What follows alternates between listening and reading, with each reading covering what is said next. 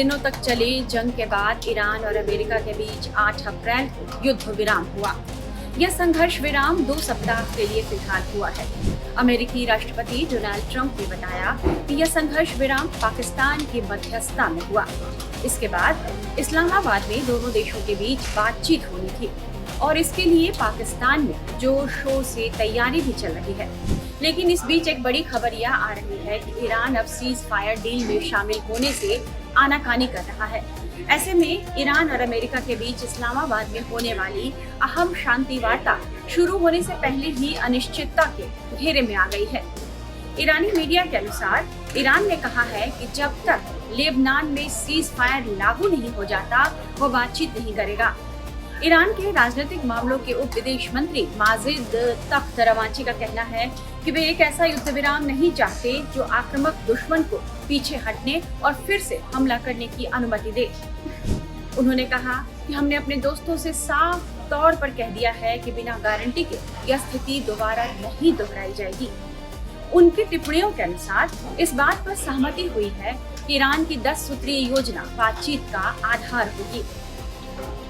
बातचीत को लेकर अनिश्चितता का यह माहौल तब पैदा हुआ है जबकि ईरानी डेलीगेशन को आज इस्लामाबाद पहुंचना था।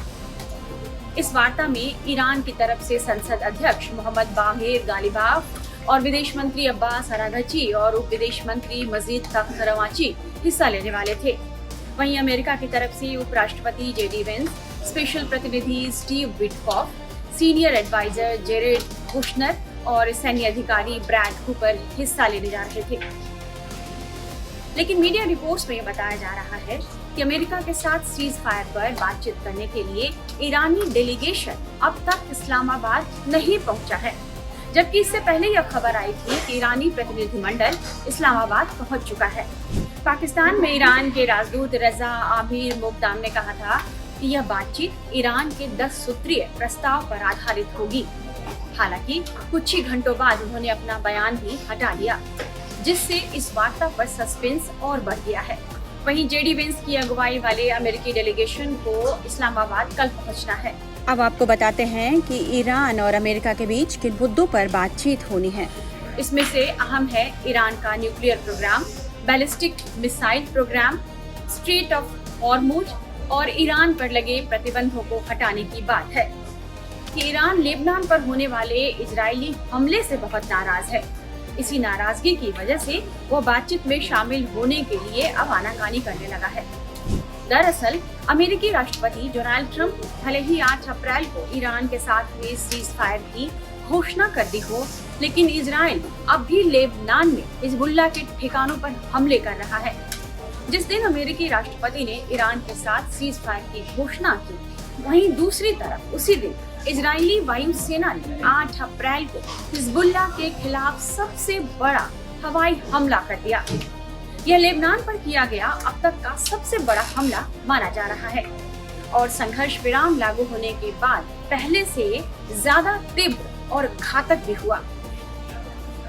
मीडिया रिपोर्ट्स यह बता रहे हैं कि महज 10 मिनट के भीतर 50 इजरायली लड़ाकू विमानों ने 160 बम लेबनान में बरसा दिए। राजधानी बेरूत समेत कई शहरों के इलाके खंडहर में तब्दील हो गए और भारी तबाही भी मच गई है। रिपोर्ट है कि इस हमले में 254 लोगों की दर्दनाक मौत हुई है और 1165 से ज्यादा लोग गंभीर रूप से घायल भी हुए हैं।